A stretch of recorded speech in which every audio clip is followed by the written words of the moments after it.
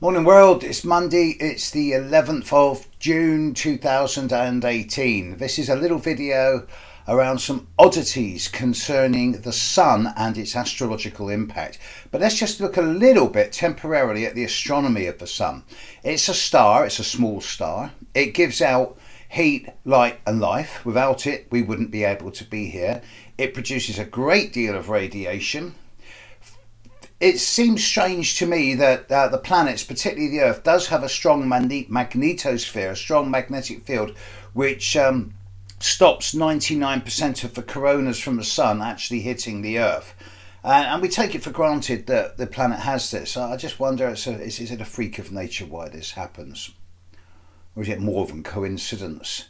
And it does seem strange to me that we've become so reliant in the last 20 years on the cashless society, on internet, everything. Yet one good coronal storm will take out all of the satellites, and that will be that. We'll be thrust back into the dark ages of 20 years ago.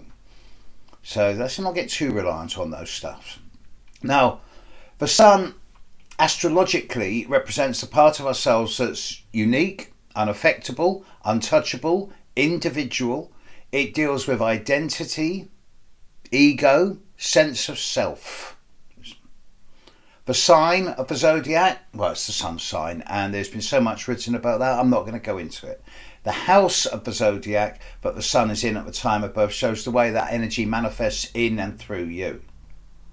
But here's a couple of little interesting things about the sun that not many people would think about.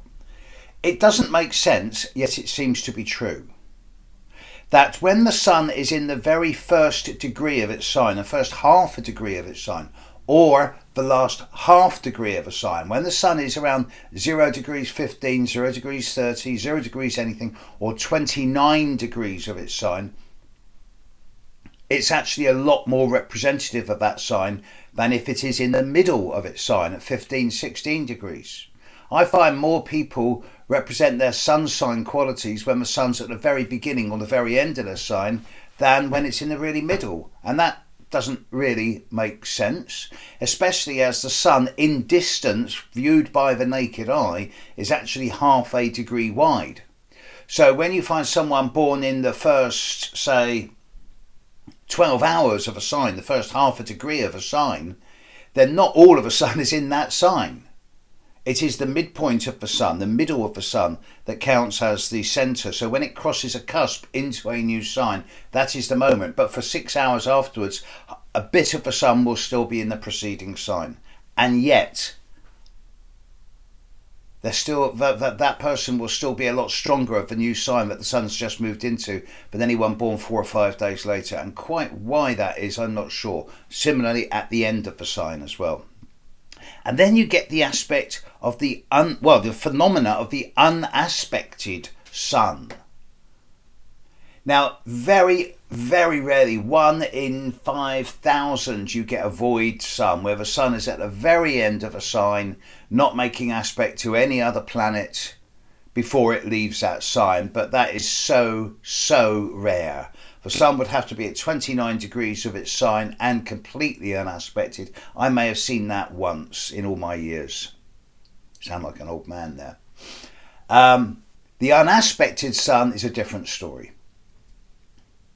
When you get a sun sign position, when you get the sun in a horoscope and there are no aspects to it at all, then you get a strange phenomena where the person feels very, very alone. Not lonely, but alone. They can be alone in a room full of people. And depending on the house it's in, that aloneness can spread into various different areas of life. For example, in the 12th house sun, those people are truly alone. They feel they're on the wrong planet at the wrong time. The 11th house alone person sometimes feels that they don't have any sense of community. The 10th house unaspected sun person often feels that they don't know what their purpose is, why they're here on planet. The 9th house unaspected sun person has a very different set of beliefs to everyone else. And the 8th house unaspected sun person feels that either the world's out to get them or that they're able to see the world in a way that no one else is. The 7th house unaspected Sun person finds it difficult to relate, and the 6th house unaspected Sun person can be very fastidious and very alone in their attitudes towards lifestyle management. The 5th house unaspected Sun person rarely has children, or if they do, then they grow up in a very tight little community that's separate from the world because they're so busy living the inner child themselves. And the 4th house unaspected Sun person will quite often rarely emerge into the outside world, being content to stay at home. The 3rd house unaspected Sun person is a person who doesn't really communicate that well with the outside world, and the 2nd house unaspected Sun person has a very different set of values compared to everyone else. And the 1st house unaspected Sun person is a person who is generally comfortable in their aloneness. The world revolves around them. The unaspected Sun. I say wrong planet, wrong time, but there's also a sense of identity and individuality not being influenced or affected by the world around them.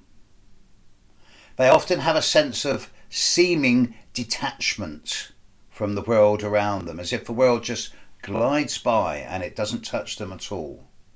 And yet these are the people who are also capable of being the most objective, detached and impersonal, great in emergencies, not that great when it comes to hugs and cuddles.